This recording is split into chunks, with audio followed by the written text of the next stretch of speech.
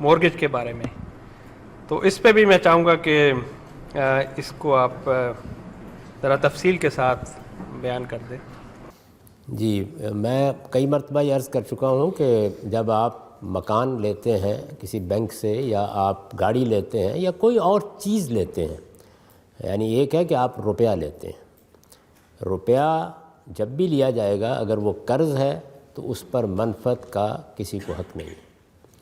اصل میں سود کس کو کہتے ہیں؟ جب قرض پر نفع لیا جائے، قرض پر نفع لیا جائے، یعنی قرض آپ نے کسی شخص کو دیا، اس سے آپ نفع کا مطالبہ کرتے ہیں۔ اسلام کی تعلیم یہ ہے کہ اگر کوئی شخص آپ کے پاس اپنی کوئی ضرورت لے کے آیا ہے، وہ کوئی کاروبار کرنا چاہتا ہے، بچے کی تعلیم کے لیے اس کو پیسے کی ضرورت ہے، بیٹی کو گھر سے اٹھانا چاہتا ہے، قرض لینے کے لیے آ گیا ہے، تو پہلی چیز تو یہ ہے کہ آپ کی ضرورت سے زائد آپ کے پاس ہے تو آپ اس کو ویسے ہی پیش کر دیجئے، قرض کا کیا سوال ہے۔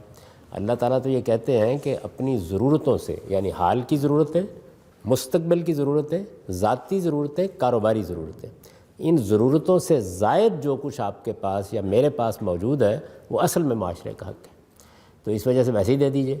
لیکن اگر آپ ویسے نہیں دینا چاہتے تو قرض دیجئے، لیکن قرض پر کوئی منفعت نہ مانگیے، یہ ظلم ہے۔ کیونکہ جب آپ قرض دیتے ہیں تو آپ پیسہ دیں گے یا کوئی ایسی چیز دیں گے جو کنزیوم ہو جائے گی، تو وہ آدمی جا کے اس کو صرف کر لے گا، یعنی وہ گھر میں رکھے گا تو نہیں پیسے کو، جب صرف کر لے گا تو اسے دوبارہ محنت اور مشقت کر کے وہ پیدا کرنا پڑے گا، تب آپ کو واپس کرے گا۔ اس پر منفعت کو ناجائز کر دیا گیا ہے، حرام کر دیا گیا ہے۔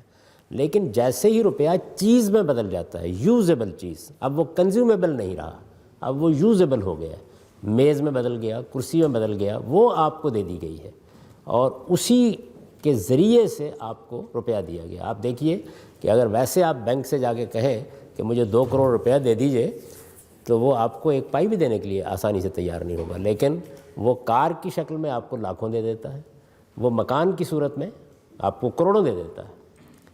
کیوں؟ وجہ کیا ہے؟ اس میں روپیہ ایک کنزیومیبل چیز کی بجائے ایک یوزیبل چیز میں بدل گیا ہے۔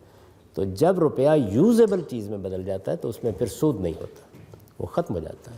سود صرف کنزیومیبل چیزوں میں ہوتا ہے، یعنی یوزیبل چیزوں میں کبھی سود نہیں ہوتا۔ اس میں جو آپ زائد دیتے ہیں وہ کرایہ ہے۔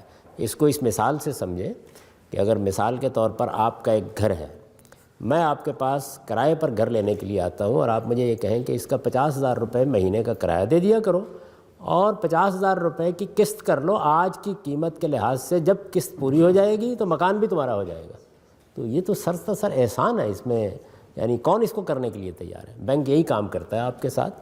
اس لیے میرے نزدیک مارٹگیج پر گھر لینا، گاڑی لینا، کوئی بھی چیز لینا، یہ بالکل جائز ہے، اس میں کوئی ادنیٰ درجے میں بھی خرابی کی چیز نہیں ہے۔